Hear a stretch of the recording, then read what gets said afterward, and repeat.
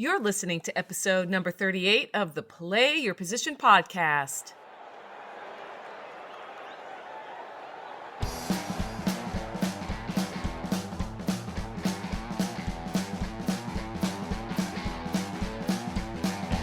Welcome to the Play Your Position podcast, where your story matters and we make it count. Here's your host, Mary Lou Kaser. Let's get started. Kick off, move the chains, and touchdowns. Welcome to the Play Your Position podcast, where we take amazing conversations straight into the end zone. I'm your host, Mary Lou Kaser, and this is the podcast that features conversations with and about people who show up and play full out each and every day.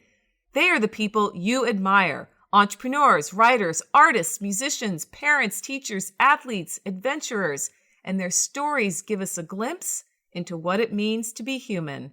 My goal for each episode is to introduce you to fascinating new people, new ideas, and inspire you to keep playing full out in your life's work in order to make a difference. As always, details about each episode can be found over on the show notes page at my website, playyourpositionpodcast.com. Hello, everyone. We've got a great show in store for you today because of my guest, Renee DiBiaso. Renee, are you ready for kickoff? I am padded up and ready to play. Fantastic. Renee DiBiaso is the creator of the award-winning marriage success system called the Relationship Roadmap. She's also the author of the relationship manual, How to Overcome the Swamps and Quicksands of Couplehood. Renee and her husband Brian are considered the go-to couple for anyone who wants a legendary love and marriage filled with trust, friendship, and passion. They teach couples how to have a relationship that fulfills them in mind, body, heart, and soul. Renee believes that no matter what has happened to you in your life, love is a risk worth taking. And with that, Renee, I want to welcome you again to today's show. I am super excited to have you share your insights about this thing called relationship, because I know every single listener on the Play Your Position podcast either has questions about their current relationship, has questions about their future relationship, and probably wonders about past relationships as well. So why don't I hand it over to you and have you share with listeners right now how you ended up playing the position of the relationship roadmap go-to person with your husband. Thank you, Mary Lou. You know, I got into helping people love and be loved in the craziest, most roundabout way. I would have never believed in a million years that I would be doing this. It all started many years ago when I was almost killed by a psychopath. Oh, wow. Yeah, I was a very young woman. And, you know, it's crazy how the mind works, because every time I tell this story, I still am taken back to that night. It was a very cool evening, and it was the moon was really large in the sky. It was hanging like so low that you could reach out and almost touch it. And there I am running for my life through this cornfield, being hunted like prey by this madman with a knife. I remember, Mary Lou, laying down in this field, trying not to even breathe. Just my body is trembling with fear. When the killer finally catches me, right? Oh my gosh. He grabs me, and I can see the reflection of that moon glistening off of the knife. And it was in that moment that I knew that I was going to die. I remember thinking how sad that my mom would be at my death. You see, that was only part of the shock, thinking I was going to die, because when I looked up into the face of this killer, it was not some random stranger. It was my boyfriend. Oh, wow. Yeah. So, you know, it was someone I trusted. It was someone who said that they cared about me, someone who said he would take care of me. I was like so devastated by that betrayal. You know, obviously I didn't die that night, and I cut this person out of my life, but the truth is, for the next 10 years, I held on to that betrayal and that pain, and it really adversely affected my life in every area, especially, of course, my relationships, right? I was like angry and bitter and jaded. My own friends who loved me called me the ice queen. I just thought, I'd be better off not loving at all. Have you ever felt like that, where you're just so tired of being hurt in the relationship that you just want to give up and throw in the towel? Absolutely. I think that's when we get hurt, especially, obviously there's more to that story that I'm hoping we'll hear a little bit, but I just want to say I've never, in all my episodes, no one has ever started the show with something that intense or gruesome. And, thank goodness. If you don't believe in God, you did that day because there was a reason that your life was spared. I agree 100%. And that is part of, I was ashamed of what happened for so many years. I wouldn't tell my story. I didn't see the gift that was wrapped in the sandpaper. I didn't realize, I lived my life full of anger and regret for so many years. And there was a point in time when I read this one quote by the Buddha, and it punched me in the gut. Do you want to know what the quote said? Absolutely. It said, if you are seeking revenge, prepare 2 graves, one for yourself and one for your enemy. And I was like, oh my gosh, that was exactly what I had done. For that whole decade, I was seeking revenge. I was trying to make this person that hurt me, trying to make him pay for what he had done. I was so angry that there was no justice in the world. And but I was the one that was paying. That's like this idea of drinking hemlock and expecting the other person to die. Right. It doesn't work like that. I was the one dying. I was the one dying inside. And there came a point in my life, that, every day I lived with that anger and that regret was just another day that I allowed that person to hurt me again and again.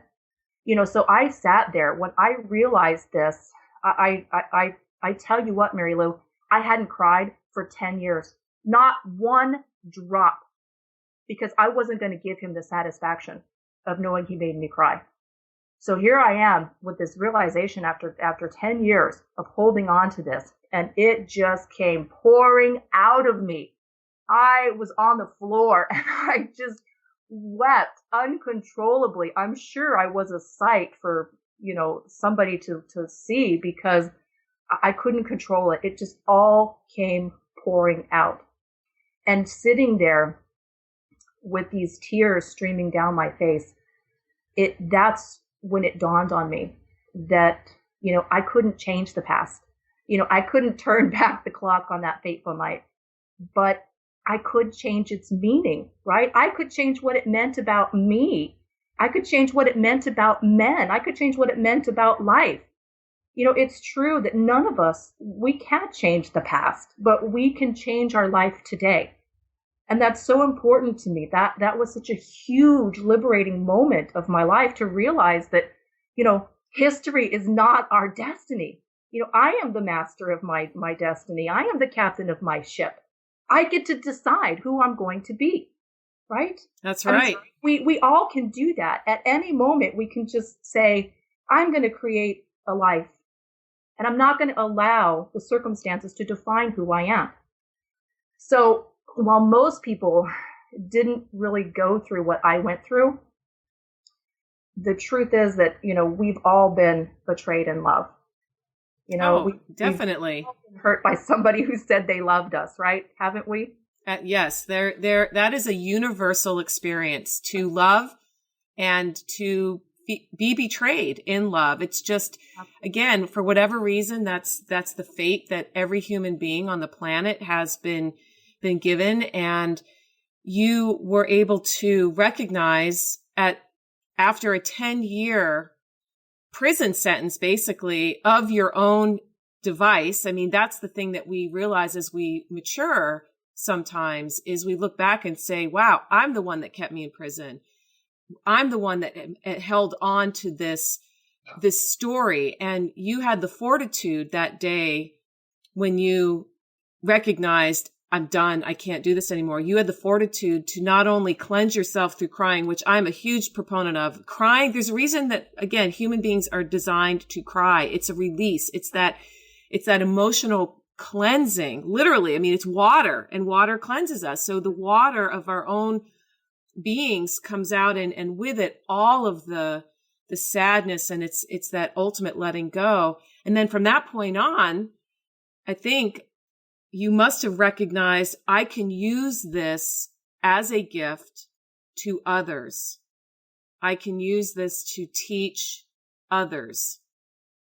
Am I correct in that? Absolutely. I mean, it's a matter of not what happens to you, but a matter of what you're going to do about what happens to you. What story are you going to make up about what happened to you means? What does that mean to you? And what I had once seen as the absolute tragedy of my life was now a gift. I mean, I almost died that night in the cornfield, but I didn't. As you said earlier, I didn't die. I had been spared for a reason. I had been given this second chance. And in that moment, that was such a crystalline moment for me, because I was going to live and I was going to love, and I was not going to waste any more of my time. That is when I knew that that's where I needed to be. I knew that the hearts of people needed to heal. We needed more love in our lives and less pain. Right. I knew that our world, our children, our communities needed some examples. I mean, I looked around and I didn't see hardly anybody whose relationship I wanted.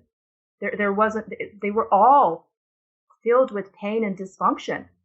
Now, that was probably the result of my sphere at the time, but there were very few examples of what a magnificent relationship looked like. And that's when I knew that I couldn't just stand around and do nothing any longer. And here's the kicker for me, Mary Lou. If I wanted to change the world, I had to start with myself. Yes. And it reminds me of something Rumi said. When I was young, I wanted to change the world. Now that I'm older, I realize I have to change myself. And that was when I knew that, gosh, I have to get myself healthy. I really have to get emotionally and spiritually grounded here, because how this occurred in my life, I wanted to create something completely different. And I really wanted to figure this love thing out. It really, really got to me. I dedicated myself to the study of love and passion and intimacy. And, I went to every seminar, I read all the books, I did all of that stuff. And ironically, at a relationship seminar is where I met my husband. Oh, that's beautiful. I don't think it's ironic. I think it's fate. Yeah, well, fate it certainly was fate, because, we, after several years of helping couples on the side, we finally decided, we got to just do this thing full time, and so we hung our shingle, and ever since then, we've never looked back. Well, that is a fantastic, happy ending to what started as a pretty rocky and fear-based, I guess I would say, part of your life as a younger woman. And now, Renee, you and Brian, you suit up every day. You go out. You are instrumental coaches and mentors for individuals and couples. But who besides, you mentioned Rumi and you mentioned the Buddha, but is there a person who has been an influential coach or mentor for you as you have moved into this role of being a relationship coach to others? Absolutely. For sure, that's my husband. He's the one that said that we should do this. When your gift is right there in front of you, it's under your nose and you don't even see it. I denied it for several years. I'm like, no, I don't want to do that. That's such a soft thing. I had been a real estate broker. Before then, I was going to be an attorney. Thank goodness I didn't do that. I didn't even see it. I fought it. I'm like, no, let's not do that. And he finally, I realized he was right.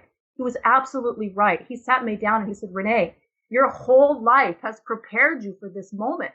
We have to do this. And at that point, I'm like, okay, we have to do it. So without him, I wouldn't have even done it. I would have continued, to try to find another way to help people. I was bent on helping people, but he's the one who said, we have to work with couples. So that was a huge instrument in change in my life.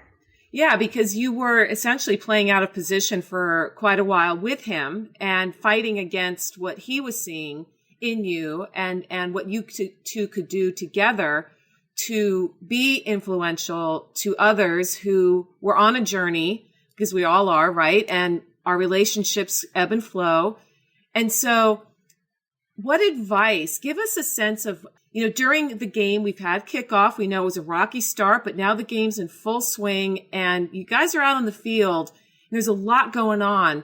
What advice, give us a snapshot of the kind of work you do with people who are struggling in their relationships right now? Yeah, great question. I think one of the biggest things that you can do to move your relationship forward is to stop focusing on what you're not getting and start focusing on what you are giving, because that is what you have control over, right? You don't have control over your partner. It's not like your business where, you can determine your own success. You have to work with a partner. That's why a lot of people who have business success may not have relationship success, because they can get certainty. They can get their need for success met more easily in business than you can in relationships. It's one of the more difficult areas. So you have to focus on what you are giving. If you want respect, how respectful are you being? Are you giving that? If you want help around the house, how helpful and giving are you? This is like the biggest source of emotional pain that people have in the marriage, is because both people don't feel like they're getting their basic needs met in the marriage. So what happens is people are holding back. They're both holding back. They're waiting for the other person to change, waiting for the other person to give first, right? So they're both keeping score. They've got their little notepads and they're calculating and they're trading. If you do something nice, then I will too. If you give a little more, okay, I'll give a little more.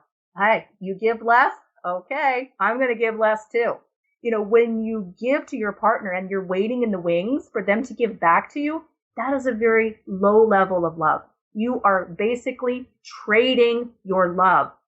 Love is not a trade. It's not a business transaction, right? So I think if you want lasting results in your marriage, you have to be willing to go first. You have to be willing to change yourself first instead of like holding your breath, waiting for the other person. Because the truth is that when one person changes, the marriage automatically changes. And that creates the space for the other person to change too. Okay, I love that. The reward I'm hearing is the reward that the person gets is from the act of giving, not waiting to be given to. What would you say to somebody who is still resisting that notion because they feel, or their perception is that even though they have changed and they feel like they're giving more, the other person is still not rising into that new space? Is there a point when two people have to say, this is not going to work? Do you believe that? Or do you believe that if two people have come together and it's, there's no abuse, there's, none of the addiction or any of that, but it's two normally healthy people who are just struggling, can that be worked out? Absolutely. I think that the majority of times it can. I think that probably 80% of the time marriages can be worked out, but it's not enough just to say it can be worked out. You can't settle for second best, right? Mrs. Field out of Mrs. Field's Cookies, right? Good enough never is. When it comes to relationships, it's not okay just to be good enough. So for a couple, there is an opportunity, there is a chance that that couple is not compatible. But until you lay it all on the line, right? Until you go out and play the game and put your heart in it and leave it on the field, you're not going to know that. You're going to go away from this relationship and blame the other person. And then you're going to take that same baggage with you to the next relationship, and it's going to happen again. You know, did you know that second marriages actually fail at a 77% fail rate, and third marriages fail at an 88% fail rate?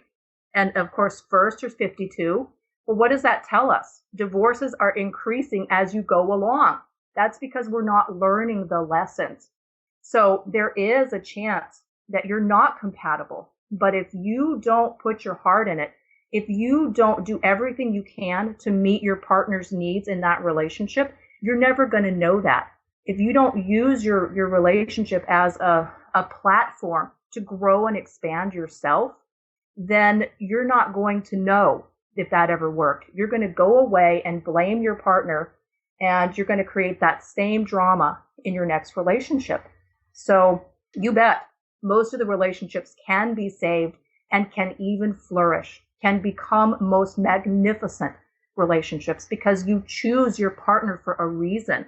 There's a reason why you chose that person, right? Yes. Yes. That's to help you to grow and expand. It's your job in the relationship to help your partner to meet their needs. And it's their job to help you meet your needs. And that's what we teach in our relationship roadmap program, is that everybody, every human being on this planet has 9 fundamental needs that have to be met in the relationship if they're going to have success long term. If they want to have that great fulfillment, you have to help your partner meet those 9 needs. If they're not met in the relationship, they're going to be met outside of the relationship. And when you start getting your needs met outside, that's what creates the emotional separation that eventually spells doom for the marriage. Sure. And without giving away your whole program, because obviously you and Brian have a very powerful program, could you share 1 or 2 of the needs that are often the source of that emotional separation that can start very subtly but grows over time? Sure. Before I do that, let me just tell you some basics about the 9. There's 9 fundamental needs, and everybody has 2 or 3 of these needs, Mary Lou, that are what we call their major hot buttons, right? These are the 2 or 3 needs that dominate and control 80% of your behavior. These play a huge part in your choices, your habits, your relationships, and ultimately your happiness in life and marriage. And, you know, the second point about these 9 needs is that sometimes these needs get filled in a very healthy and positive way, and sometimes, well, in a not so positive way, right? What you need to know is that as human beings, we will go to the ends of the earth to fulfill these 2 primary needs. I mean, nothing else matters. So these are crucial that you understand what those are for your partner. You know, you have to know your own and your partner's 2 or 3 hot buttons. And when you do, that gives you massive power in your marriage and with your partner. You know, if people are struggling with their marriage, if they want more influence, you know, your question earlier about, well, what do you do if your partner's not changing? If you've made all the changes, if you're doing all the work and they're doing nothing, well, you need to have more influence. You need to be able to take more influence in the relationship. And you do that whenever you meet that person's needs. Okay. So it's a crucial piece. Know these needs. You can then target them in ways that really provide massive fulfillment. You know, most people will just go around and do what they think the person wants. And that's a mistake, because usually when we do that, we're loving them the way that we think they need to be loved or the way that we want to be loved. And other people everybody has a different way that they want to be loved. And it's all based on these 9 fundamental needs, particularly these 2 hot button needs. So when you know your partner's needs, you have profound influence with them. If you want to change your partner, well, there's not really good a way. luck. Yeah, good luck. It's not happening. You can influence them. You can't change them. There's nothing that can ever change another person without their free will, right? That's right. But you can influence them profoundly. And this is the ticket. This is the way that you can change your partner. So a couple of these needs are, well, I can give you a basic overview of the 9. It's not a problem. Why don't we just do a couple? Because I want listeners who are intrigued by this. I mean, this is your work. And I think for time's sake, let's do a couple, because there's a couple more things that I want to get into with you, Renee. And I know I'm sitting here writing stuff down because I don't know anybody who isn't interested in making their primary relationship better. If you're sitting there listening and thinking, yeah, everything's groovy, chances are it probably isn't, because there's 2 people involved. And while it may be feeling good for one, the other person may be silently harboring some issues that, because we're not trained, we don't get the steps, we don't get this kind of information in school, and we certainly don't get it at work. The reason I'm so excited about this conversation is because when we were talking in the pre-chat, I was saying that if you have a happy, healthy relationship at home, everything else in your life goes better. Even when things go south at work, if you know at home there's somebody that you can unload on and they'll listen and accept it and be there to give you a hug or tell you, you know what, I believe in you still. Nothing beats that. Nothing. And so I'm just, like I said, I'm sitting here like scribbling these things down, but share it with us a couple, Renee, those hot buttons. Yeah, I'd be happy to. One of the more prevalent needs that people have in life is the need for importance. This is the need to matter, to be significant, to know that your life means something, that it's not in vain. Another very prevalent need is the need for diversity. As much as we are creatures of habit, we also have to spice things up a little bit. This is the need for fun. It's for unpredictability. It's the need for change. So, for example, if your partner has a primary need for importance, it is your job. It's your job in the marriage to help him feel significant and important. And if your primary need is for diversity, well, your partner should help you to have more fun and spice in your life. If these, are not being met, if you're not doing that, if you don't know that that's important to your partner and you're not doing that, that is what's going to cause the separation. That's where you're going to have an emotional chasm, this Grand Canyon, and you're going to be laid next to a person that you don't even know anymore, right? You wake up one day 10 years later and you're like, who is this person?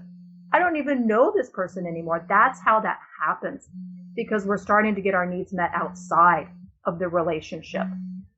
So there's a couple of the needs. Those are really telling. And I'm sitting here again thinking about in my own life, as I think every listener is, just those 2 alone, the need for importance and to matter, and the need for diversity. Listeners, you know that you'll be able to connect with what Renee is doing over at the show notes page at the new home of the Play Your Position podcast, which can be found at playyourpositionpodcast.com/Renee. And that's RENEE.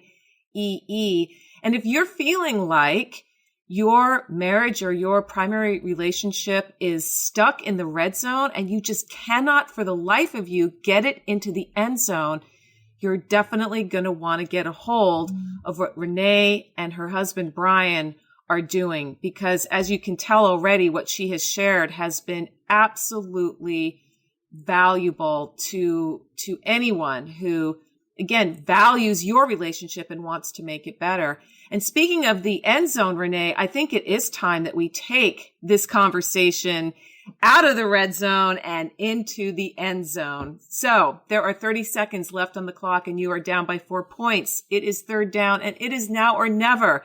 Tell a story about a time you overcame this obstacle and ran the ball into the end zone for a game-winning touchdown. Yay! Yay! The fact, Mary Lou, that I held on to this anger for so long, I can tell people, don't do that. Be late to judge and quick to forgive. Now, even if that means cutting unhealthy people out of your life, so be it. You should do that. But you still have to forgive. And you mentioned it earlier about forgiveness being a prison, or lack of forgiveness being a prison.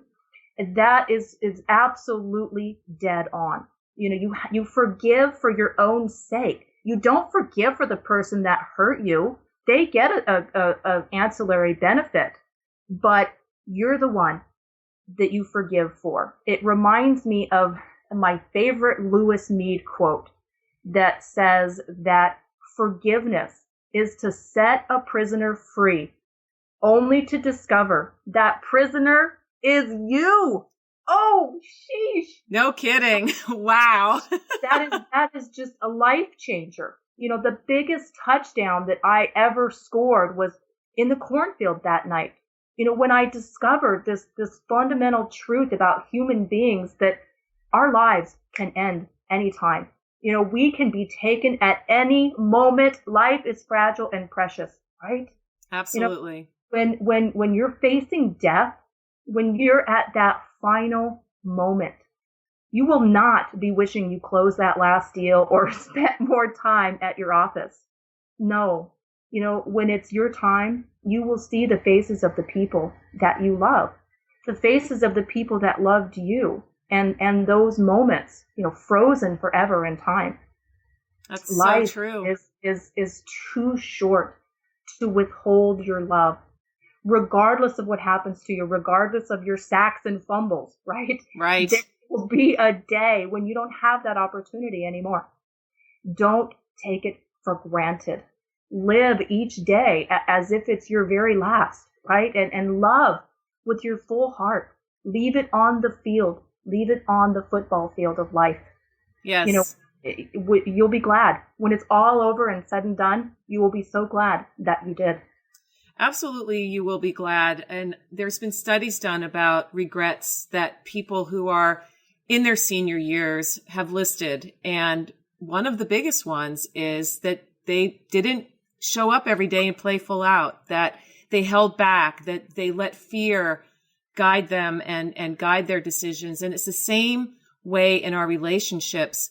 So, Renee, thank you for sharing that story about the cornfield and how in that moment you recognized how precious life was. And even though things didn't go so well for the next 10 years, you really have come out on the other side a much stronger and much happier and more enlightened person that can now share your wisdom and insight with people who aren't there yet.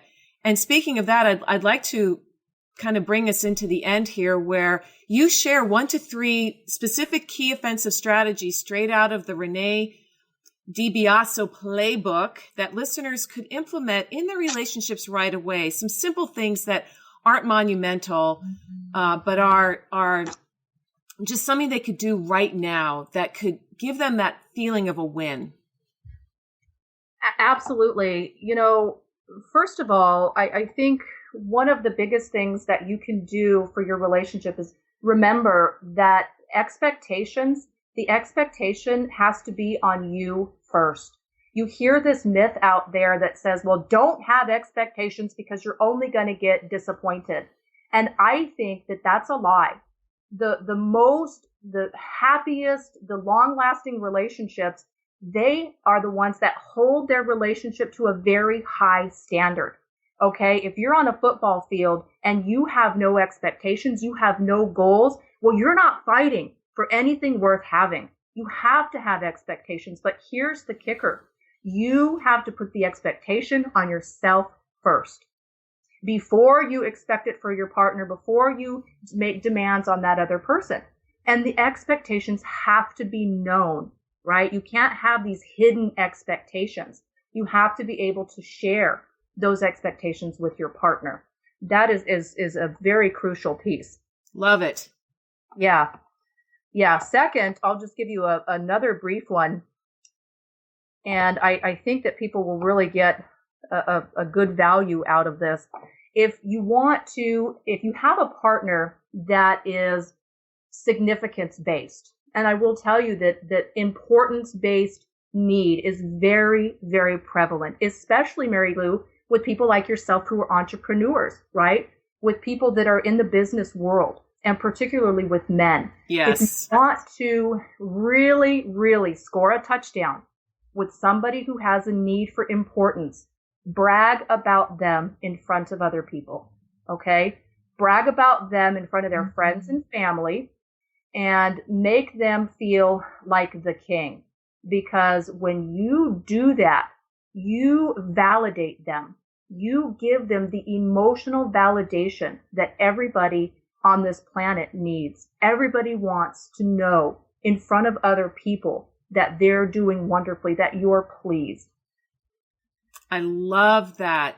To make someone feel like a king or queen, and whichever gender, sometimes women have that need as well, it's beautiful. And I witnessed that in my parents' marriage. My mother and father married 53 years and they were my role model, and my mother was so good about talking positively about my dad, about the things that he did, about the simple things, like around the house. Like if he fixed a shutter, she would make a big deal about it. Or if he finally got around to a project that had been on the back burner for years, she would sing in his praises. And we need to be reminded of those strategies. And they're so simple. And yet we get caught up in our own agendas and become self-centered and think, well, why isn't this person taking care of me? That's actually backwards. If we do it the other way, we find that there's more that we get from them by giving more to them. It's that paradox. It is. And your mother was a wise woman, because she realized that the fundamental truth about humans is that we all need to be rewarded. You want to reward the good behavior, right? And when you brag about him, when you actually tell everybody, wow, look what Bill did. He fixed the garage. And it doesn't mean that you don't ever talk to your partner. If you have something, you take them in a room by yourself, but you always in front of other people, you've got their back. Always. You have to create that bubble around your couplehood that creates the bubble of trust.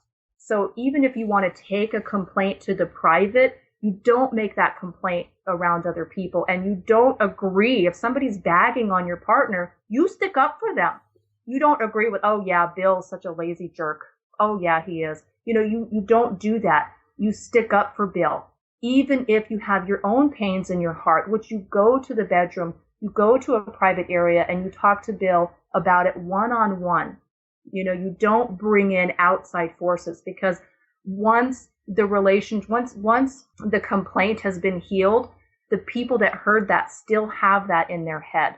And they're always going to remember, this about Bill. So you always have to create that bubble of trust around your couplehood. Oh, the bubble of trust. On that note, wow, Renee, I could just keep talking with you. This is unbelievable. And listeners, if you are getting what I'm getting out of this conversation, you have got to reach out, connect with Renee. We're going to find out where she's hanging out in a minute. But remember, the links to what she shares will be on the show notes page at playyourpositionpodcast.com/Renee. Again, if you are in that red zone, or you haven't even gotten to the stadium yet, you're on the outside going, we need tickets. We got to get into the game. She and her husband are definitely the people to go to. So Renee, where can people connect with you and get more of your amazing insight and wisdom on relationships? Awesome. They can always go to my website at yourrelationshiproadmap.com. And of course, they can find me on Facebook. My Facebook page is Love is a Risk Worth Taking. Isn't that fitting? Oh, it is. It is so fitting. And I know, again, there are listeners out there who are in all different phases of relationship right now, looking from the outside in the midst of it, on the other end and waiting or hoping for that next one. And I imagine that there was at least one thing that Renee shared with you today that you are going to be thinking about and looking at your relationships moving forward in a slightly different way because of what she has shared. So Renee, with that, I want to thank you from the bottom of my heart. My relationships thank you, and really wish you well moving forward. You are onto something fantastic to have you on the show, and I look forward to continuing our conversation at a future date.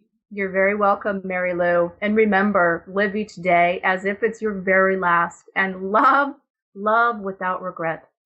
Hey team, did you know that one of the fastest ways to boost your credibility in the marketplace is with a book?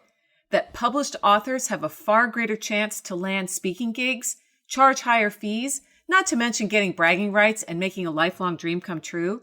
These days, the barriers to getting a book written and published have pretty much disappeared, with on-demand publishing platforms like Amazon's Kindle and CreateSpace making it super easy. I know, I've written 3 of my own and am working on my 4th.